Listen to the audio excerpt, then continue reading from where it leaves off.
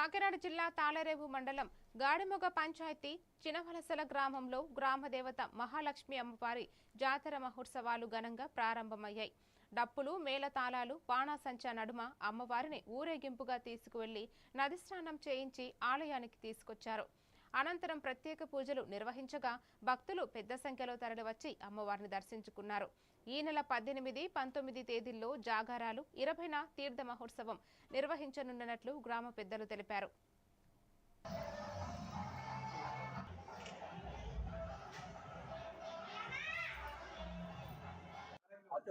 మాది కాకినాడ జిల్లా గాడిమొగ పంచాయతీ చినవలసల గ్రామం. ఈరోజు మా మహాలక్ష్మి లెగదీసిన సందర్భంలోను నా పేరు వెంకటేశ్వర.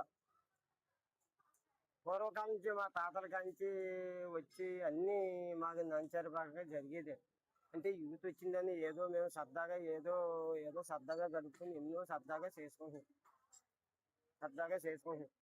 ఈవేళ నిలబెట్టాం మా తల్లిని. ఈవేళ ఆనందంగా అందరూ ఉత్సాహంగా చేసుకుంటున్నాం. వేళ నిలబెట్టి వారం రోజులు చేసుకుంటాం. వేళ ఈ వారం రోజుల్లో అమ్మవారిని ఊరంతా తిప్పుకుంటాం. 3 రోజులు తర్వాత సంబరాలు చేసుకుంటాం. ఈ సంబరాల్లో ఆ ఉత్సాహం ఆనందంగానే జీవించి మహాతల్లి అందరినీ కరుణ కటాక్షంతో ఆరోగ్యాలతో సుఖ సంతోషాలతో అందరినీ ఆనందంగా జీవించే భాగ్యం కలిగిస్తుందని ఎప్పుడు ఉత్సాహం చేసి. కాకినాడ జిల్లా గాడిమొగ పంచాయతీ చినవలసల గ్రామం.